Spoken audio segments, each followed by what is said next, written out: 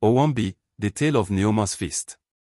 In the vibrant village of CHUK'MA, nestled between lush green hills and whispering palm trees, Nneoma was a legend in her own right.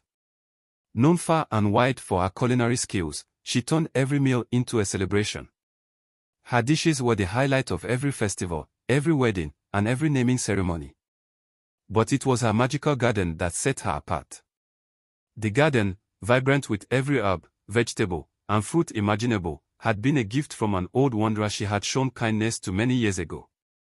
"This garden will never fail you," the wanderer had said. "But remember, abundance is a double-edged sword. Use it wisely." As months turned into years, Nneoma honored this advice, harvesting just enough for her family and the occasional feast. But one fateful year, the garden produced beyond her wildest dreams. Tomatoes as red as sunsets, yams the size of stools, and peppers that glowed like embers. It was a harvest so abundant that Nneoma felt compelled to share her bounty with the village in an unprecedented way. She decided to host the grandest feast CHUK'MA had ever seen. The news spread like wildfire. Farmers, hunters, and traders canceled their plans to attend. Even elders who rarely left their compounds made their way to Nneoma's compound. The air buzzed with anticipation, and the scent of her cooking, spices mingling with roasted meats and freshly baked bread, floated through the village like an invitation from the gods. The feast began at sunset. Tables groaned under the weight of food. Children danced, elders sang praise songs, and the villagers ate until their bellies were full and their hearts content. But Nneoma, intoxicated by the joy of her people, kept serving. Day turned to night, night into dawn, and the feast continued. By the second day, whispers began to circulate. "This is too much," some said. "Even the richest stew loses its appeal when eaten without pause." But the villagers, caught in the euphoria of abundance, ignored their inner voices and continued to indulge. On the third day, something strange happened.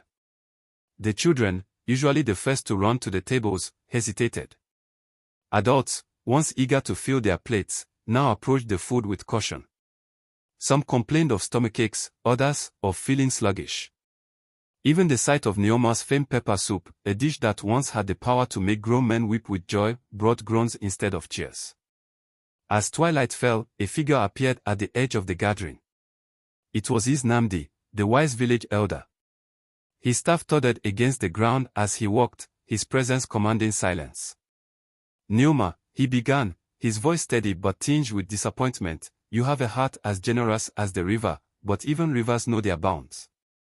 Too much of a good thing can sour the sweetest gifts." Nneoma's heart sank. She remembered the wanderer's warning. Her abundance, meant to unite and uplift, had instead caused discomfort and discontent. "I have erred," she admitted, her voice breaking. "I wanted to share my blessings, but I see now that I have overstepped." Nnamdi nodded. "There is a lesson here for all of us. Moderation is the spice that keeps life's flavors balanced." But the tale did not end there. That night, Nneoma dreamt of the wanderer. He stood in her garden, his eyes twinkling with mischief and wisdom. "Your garden is not merely a source of food," he said, "but a symbol of balance. The true blessing lies not in its abundance but in your ability to share it wisely." When she awoke, Nneoma knew what she had to do. She called the villagers together and apologized for her excess. Then, she proposed a new plan: the garden would become a communal resource. Each family would be allowed to harvest from it, ensuring that no one went hungry but also that no one overindulged.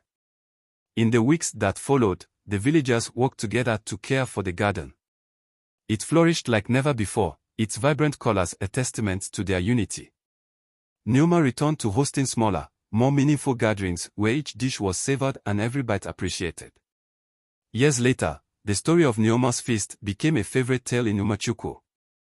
Parents told it to their children as a cautionary tale about the dangers of excess, and the phrase, "Remember Nneoma's feast," became a reminder to value moderation. Moral of the story: even the sweetest blessings can turn bitter when taken to excess. Balance and moderation ensure that life's gifts remain a source of joy and not a burden.